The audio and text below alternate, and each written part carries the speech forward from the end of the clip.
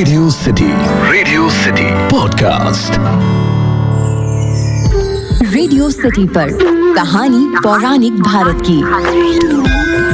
क्या आप मधु कैटब के पुत्र के बारे में जानते हैं?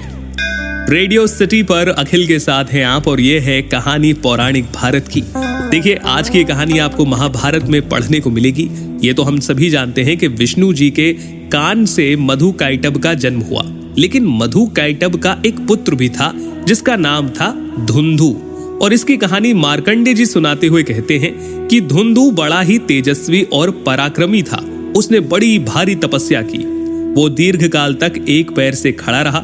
उसका शरीर इतना दुर्बल हो गया कि नसें नाड़ियों का जाल दिखाई देने लगा। ब्रह्मा जी ने उसकी तपस्या से संतुष्ट होकर उसे वर दिया और उसने वर मांगा, भगवान, मैं देवता, दानव, यक्ष, सर्प, गंधर्व और राक्षस किसी के हाथ से न मारा जाऊं।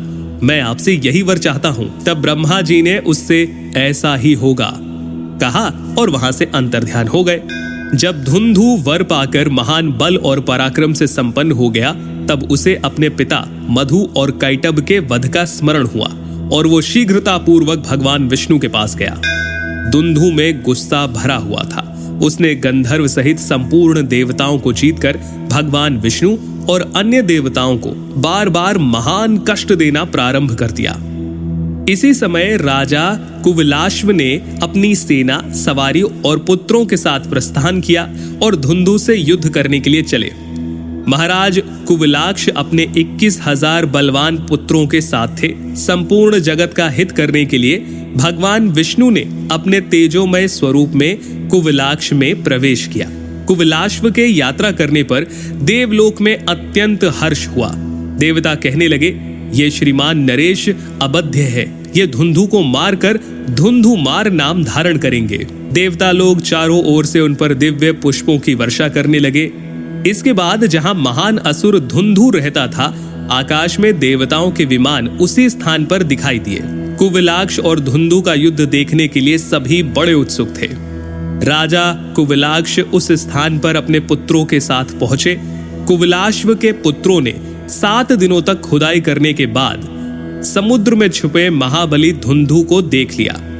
बालू के भीतर छिपा हुआ उसका शरीर विशाल और भयंकर था। वो अपने तेज से सूर्य के समान चमक रहा था। उसको देखने के बाद कुवलाश्व के पुत्रों ने उसे सब ओर से घेर कर आक्रमण किया। तीखे बाण, गदा, मूसल, पट्टिश, प्राश, सभी तेज धार वाले खड़ग, इन सब के द्वारा चोट खाकर महाबली धुंधु क्रोधित हो गया। उस दैत्य धुंधु ने एक माया रची और उसके शरीर से बहुत सा जल प्रवाहित होने लगा, किंतु राजा कुवलाश्व ने योगी होने के कारण योग बल से उस जल को पी लिया।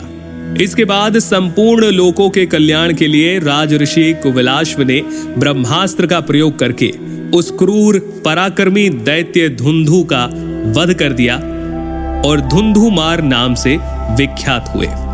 तो ये कहानी थी मधु कैटब के पुत्र धुंधु की, जो आप पढ़ पाएंगे महाभारत में। फिलहाल के लिए इतना ही। सुनते रहिए रेडियो सिटी। रेडियो सिटी पर कहानी पौराणिक भारत की।